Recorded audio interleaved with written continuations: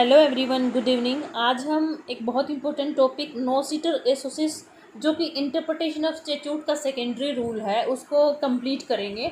इससे पहले हम एडजस्टिंग जेनरेसिस पढ़ चुके हैं। तो नो सीटर एसोसिस एक लीगल डॉक्ट्राइन है और स्टैट्यूटरी इंटरप्रिटेशन का सेकेंडरी रूल है। ये लैटिन फ्रेज है जिसका मतलब है to know from the association. मतलब कि नो सीटर का मतलब है टू नो, सोसाइसिस का मतलब है एसोसिएशन। इसका लिटरल मीनिंग हुआ to know from the association. जैसे किसी इंसान की फितरत क्या है, कैसे नेचर का है, उसको हम उसकी सराउंडिंग से, उसकी फैमिली से, उसकी कंपनी से उसका पता करते हैं, देखते हैं। इसी तरीके से वर्ड्स हैं, इंटरप्रिटेशन करते टाइम किसी स्टैट्यूट में वर्ड, लैंग्वेज है, टेक्स्ट है, उसका इंटरप्रिटेशन करना है और अनक्लियर वर्ड हैं तो वो डिटरमाइन किए जाएंगे उसके एसोसिएट वर्ड से या उसके अकम्पनिंग वर्ड से, उनको डिटरमाइन किया जाएगा। मल्टीपल वर्ड्स जहाँ पर आते हैं और सिमिलर मीनिंग निकलता है तो उनको एक साथ रख करके यूज किया जाता है और उन सब का मीनिंग एक साथ समझा जाएगा। एसोसिएशन वर्ड से उनकी मीनिंग को पता लगाया जाएगा। अगर आप किसी वर्ड को आइसोलेशन में पढ़ोगे तो देयर माइट बी पॉसिबिलिटी कि आप उस वर्ड को समझ ना पाओ।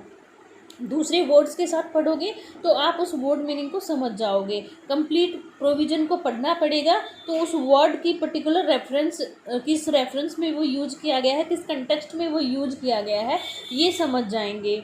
मैक्सवेल ने भी कहा है कि लॉ के हर वर्ड का अपना एक कलर है जो कि अपने दूसरे वर्ड से वो पूरा करते रहते हैं।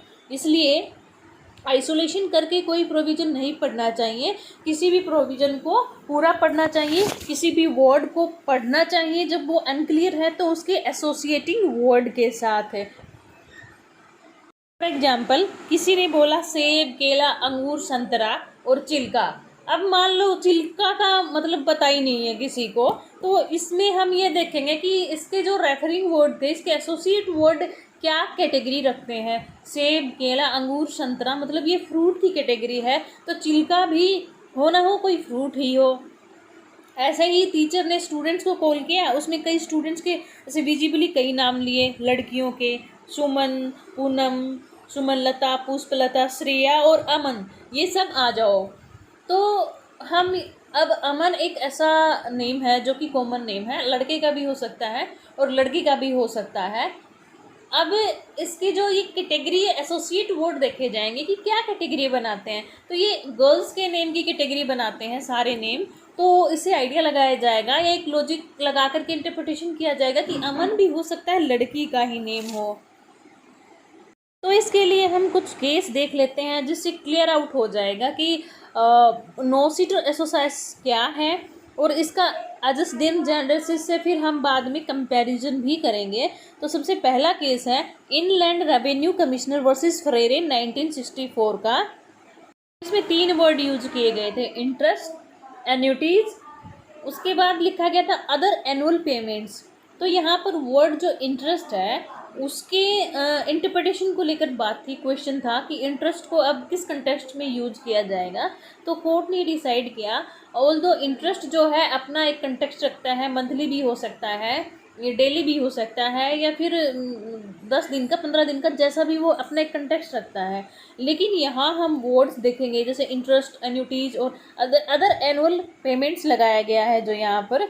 तो ये एनुअल वर्ड लगाने के साथ हम इसके एसोसिएट वर्ड्स का जो ऐसे ही रेफर करेंगे कि इंटरेस्ट भी एनुअल है, एन्युटीज और अदर एनुअल पेमेंट्स। तो अदर एनुअल पेमेंट आ गया, इसलिए ये इंटरेस्ट, एन्युटीज और ये सब एनुअल हैं। उसके बाद है फोस्टर वर्सेस डिफवेज कैसन का केस है 1887 का।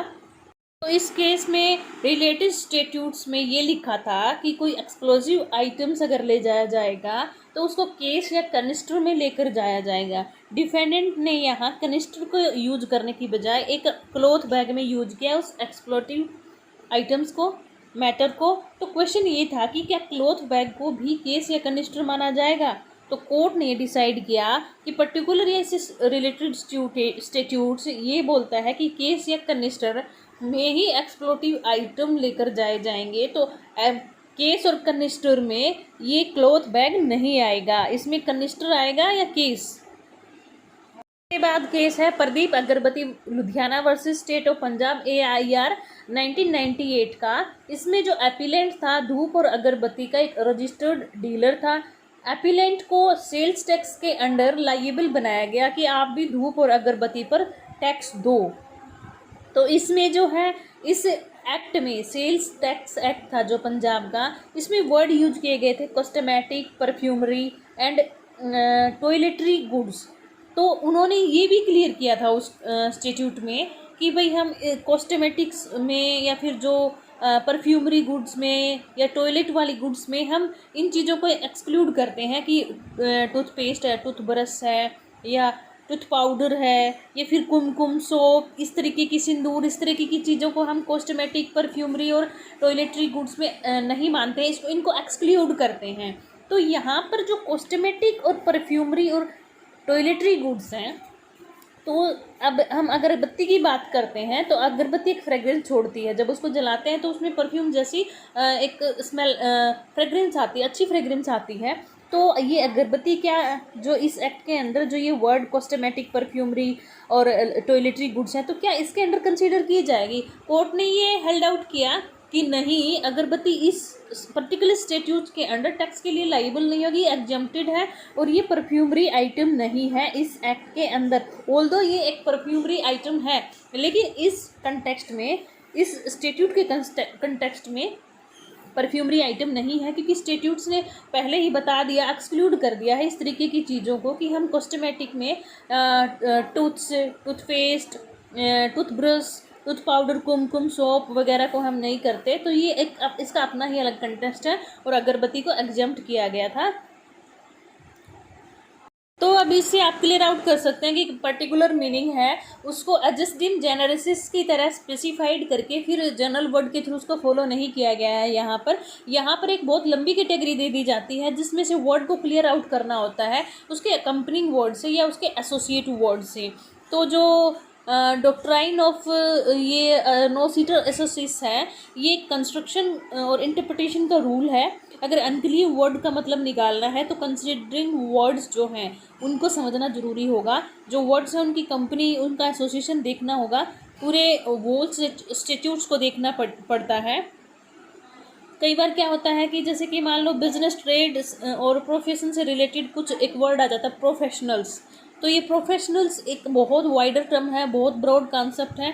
अगर हम बिज़नेस की बात करते हैं तो बिज़नेस के रिगार्डिंग जो प्रोफेशनल्स होते हैं वो होते हैं बिज़नेस प्रोफेशनल्स। तो हम उसको टीचिंग प्रोफेशनल या मेडिकल प्रोफेशनल्स को हम उसमें इंक्लूड नहीं कर सकते। तो जो नो-सीटर एसोसिएशन में बहुत एक बड़ी ऐसी कैटेगरी होती है जो कि सर्टेन नहीं है, फिक्स नहीं है। हम पर्टिकुलर स्टेट्यूट की इंटेंशन को देखकर उसका जो है हम मतलब निकालते हैं। तो यहाँ पर मान लो प्रोफेशनल्स आ गया, तो प्रोफेशनल्स तो बिज़नेस में भी हो सकते हैं, ट्रेड के, दूसरे किसी ट्रेड के हो सकते हैं, दूसरे किसी प्रोफेशन के हो सकते हैं, जैसे कि एजुकेशन के, मेडिकल के। तो ये एक बहुत लंबा वाइडर सेंस में है। तो इस सेंस में से हमें पर्टिकुलर सेंस को फाइंड आउट करना है जो कि हम उस पर्टिकुलर स्टेट्यूट, रिलेटेड स्टेट्यूट से ही पता कर सकते हैं। तो इसके लिए एसोसिएट्स वर्ड्स को ही देखते हैं। तो एसोसिएट्स वर्ड्स या अकम्पनिंग वर्ड्स है वो इसका मीनिंग क्लियर कर देंगे। एडजस्टिव जेनरेसिस से ये जो वाइडर टर्म है नो-सीटर एसोसाइसिस, एडजस्टिव जेनरेसिस में चीज़ों को स्पेसिफाइड करके बाद में उसके साथ जनरल इंडिकेशन दे दिया जाता है, लेकिन यहाँ पर ऐसा कुछ नहीं है।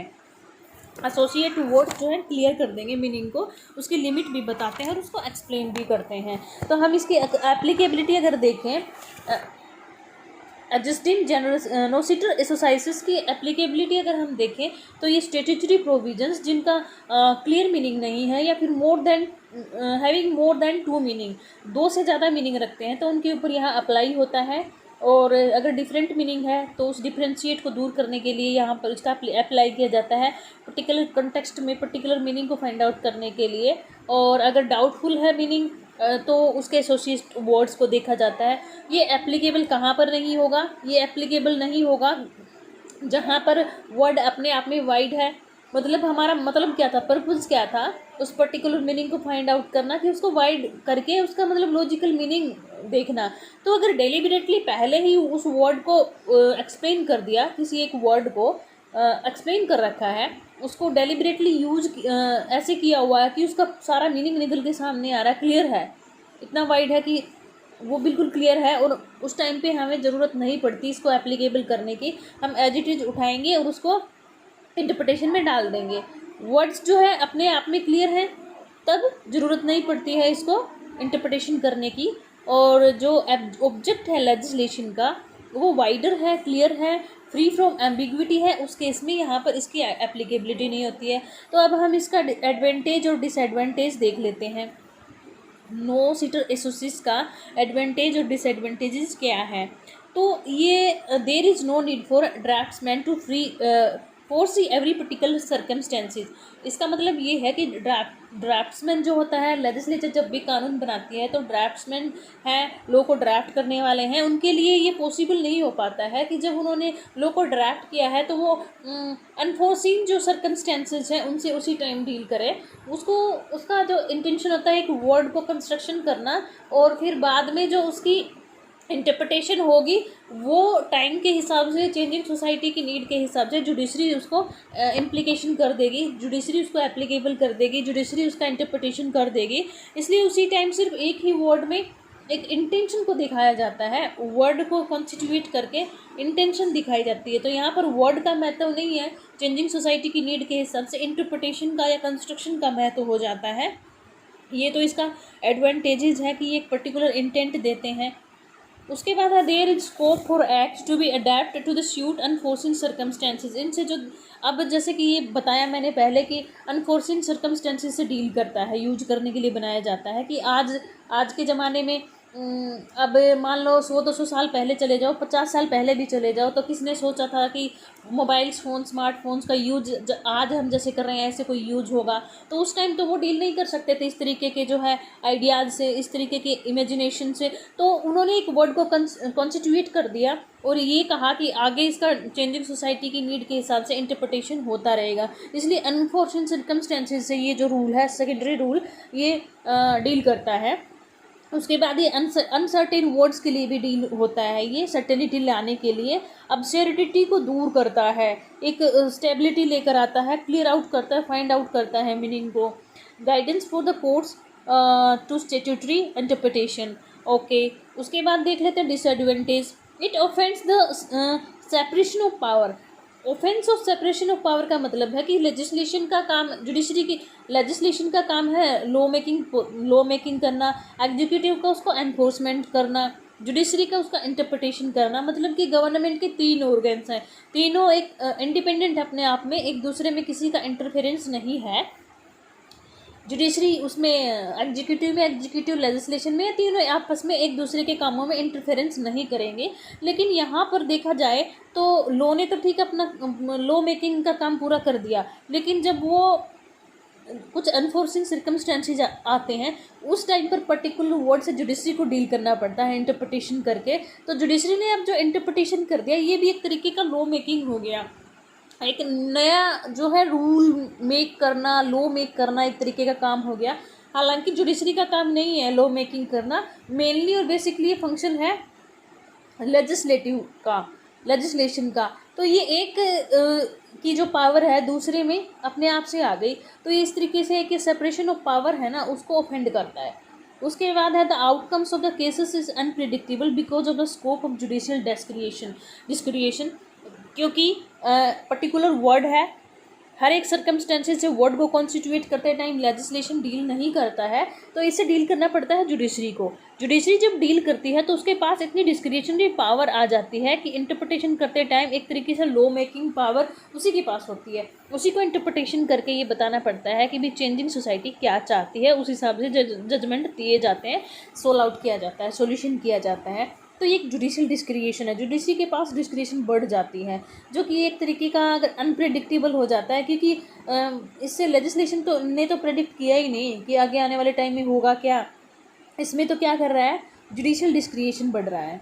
और उसके बाद lengthy examination of legislative intent हो जाता है, लेजिस्लेशन का जो इंटेंशन है उस टाइम पे क्या था, उस चीज़ को इंटरप्रिटेशन करने में उसको लेंथी एग्जामिनेशन करना पड़ता है और मेन काम लेजिस्लेशन का है, लॉ बनाने का, लेकिन यहाँ पर जुडिशल डिस्क्रिशन के थ्रू थोड़ा सा इंटरफेरेंस हो रहा है, तो ये इसके डिसएडवांटेजेस थे। अब हम एडजस्टिंग जेनेरेसिस और नोसिटर एक्सरसाइजेस में अगर डिफरेंस करके देखें तो ये निकल के सामने आता है कि एडजस्टिंग जेनरस का मतलब है same kind etcetera any other such kind, इस तरीके के वर्ड्स यूज किए जाते हैं। एक पर्टिकुलर जो है कैटेगरी स्पेसिफाइड कर दी जाती है, उसके बाद जनरल वर्ड उसको इंडिकेट करते हैं, जनरल वर्ड उसको फॉलो करते हैं। लेकिन यहाँ ऐसा कुछ नहीं है, यहाँ पर इतनी लार्ज कैटेगरी होती है डिफरेंट डिफरेंट वेराइटीज़ की, तो उसमें हमें वर्ड मीनिंग को फाइंड आउट करने के लिए उसके एसोसिएट वर्ड देखने पड़ते हैं, उसके अकम्पनिंग वर्ड देखने पड़ते हैं। मान लो हम एक ग्लास का एग्जाम्पल लेते हैं, ग्लास, तो उस अगर एडजस्टिंग जेनरेसिस का मीनिंग आए तो उसमें कप, प्लेट्स, इस तरीके से एट्सेट्रा करें तो उसमें ग्लास का मीनिंग लिया जाएगा कि जैसे वो ग्लास जो कप और प्लेट्स क्रोकरी आइटम्स में आता है। लेकिन अगर हम एक वेराइटीज़ ऑफ चीज़ें हैं जहाँ पर मान लो कि फर्नीचर भी उसमें इंक्लूड हो गया, क्रोकरी भी इंक्लूड हो गया, और भी कुछ चीज़ें उसमें इंक्लूड हो गया, जैसे कि गैजेट्स इंक्लूड हो गए, तो उस टाइम पे अगर मान लो इनमें से हमें ग्लास को यूज़ करना है तो इसमें हमें फाइंड आउट करना पड़ेगा कि पर्टिकुलर स्टैट्यूट क्या कह रहा है, पर्टिकुलर इंटेंट क्या है, डील जो कर रही है उससे पर्टिकुलर प्रोविजन से, तो प्रोविजन को देखकर मीनिंग फाइंड आउट करना पड़ता है। मान लो कोई फर्नीचर आइटम है तो उस सेंस में फिर हम मान लो कि है ना खिड़की में यूज़ होने वाले ग्लास का यूज करना चाहते हैं, क्या पता हम क्रोकरी आइटम्स को नहीं यूज करना चाहते हैं, क्रोकरी आइटम से डील करता ही नहीं है वो स्टैट्यूट या प्रोविजन। तो इस तरीके से उसकी जो कैटेगरी होती है नोसिटर एक्सरसाइजेस में वो इतनी लार्ज होती है, इतना वाइडर स्कोप होता है उसका कि पर्टिकुलर वर्ड मीनिंग को फाइंड आउट करना पड़ता है उसके एसोसिएटिंग वर्ड और अकम्पनिंग वर्ड या पर्टिकुलर प्रोविजन को देख करके। अब ये जो एडजस्टिंग जेनरेसिस है इसका वाइडर स्कोप नहीं है और ये एक तरीके की एप्लीकेशन है दूसरे वाले जो रूल है उसका, नोसिटर एक्सरसाइजेस का। लेकिन नोसिटर एक्सरसाइजेस का स्कोप जो है बहुत वाइडर है और डाउटफुल मीनिंग को दूर करता है वाइडर सेंस में ही यूज करके। लेकिन एडजस्टिंग जेनरेसिस में सब कुछ स्पेसिफाइड है, सिर्फ etcetera other goods any other such kinds word लगा करके उसको फॉलो करना होता है स्पेसिफाइड गुड को देख करके। अब उसके बाद जब क्लासिफिकेशन दिया हुआ होता है तो वो एक पर्टिकुलर लिस्टेड ऑफ आइटम हो जाती है, आइटम्स हैं लिस्ट में हैं, तो एडजस्टिव जेनरेसिस की कैटेगरी में फॉल करेंगे। लेकिन यहाँ पर ऐसा कोई लिस्ट दी हुई ऐसी कोई चीज़ नहीं है, इतनी लार्ज कैटेगरीज होती हैं कि उनको मतलब सपोर्टिंग जो वर्ड है उनके वे से देखना पड़ता है। तो बस यही था नोसिटर एक्सरसाइजेस के बारे में। स्टैट्यूटरी इंटरप्रिटेशन का सेकेंडरी रूल है। इससे पहले हमने एडजस्टिव जेनरेसिस पढ़ा है, तो उसको जाके आप वीडियो में देख सकते हैं। Thank you.